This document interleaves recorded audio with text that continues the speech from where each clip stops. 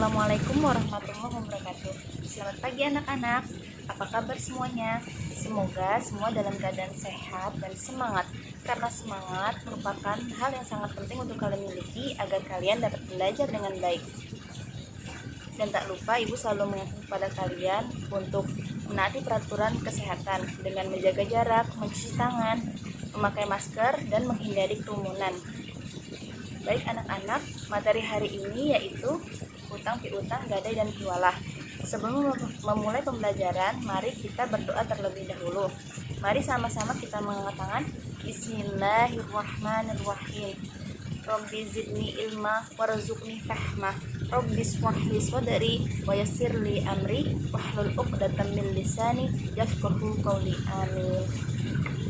Oke, selanjutnya siapkan alat tulis kalian karena nanti di akhir pembelajaran akan ada penugasan. Penugasan tersebut untuk mengukur apakah kalian sudah memahami pembelajaran hari ini atau tidak. Mari masuk ke materi yang pertama. Materi yang pertama yaitu ada utang piutang. Secara istilah, utang disebut dengan dain atau dengan qard. Maksudnya yakni memutus.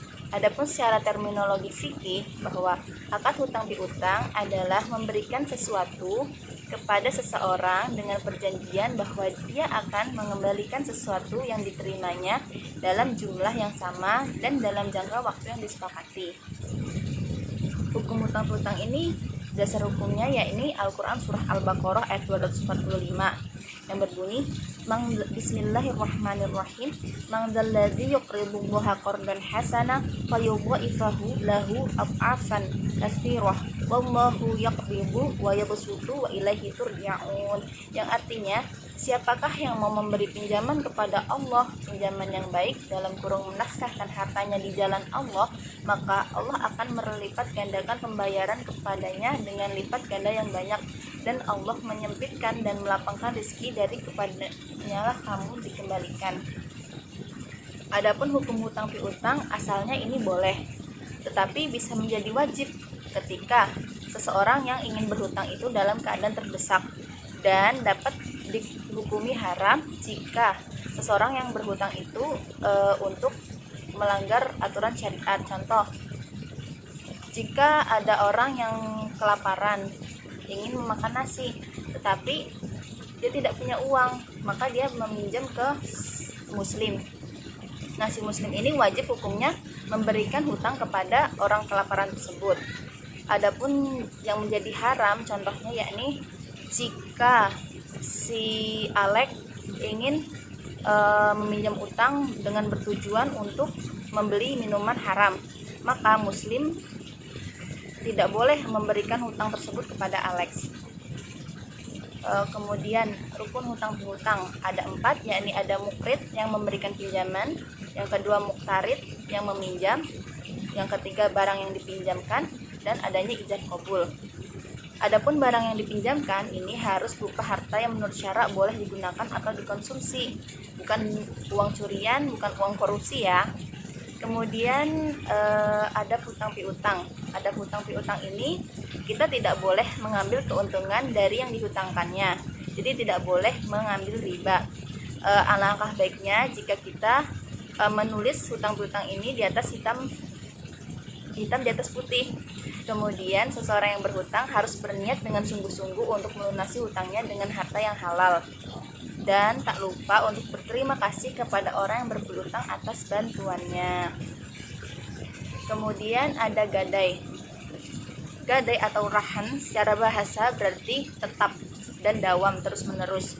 Adapun secara terminologi adalah menjaga harta benda sebagai jaminan hutang agar hutang itu dilunasi atau dikembalikan atau dibayarkan harganya jika tidak dapat mengembalikannya atau jika dia berhalangan untuk melunasinya. Hukum gadai ini boleh.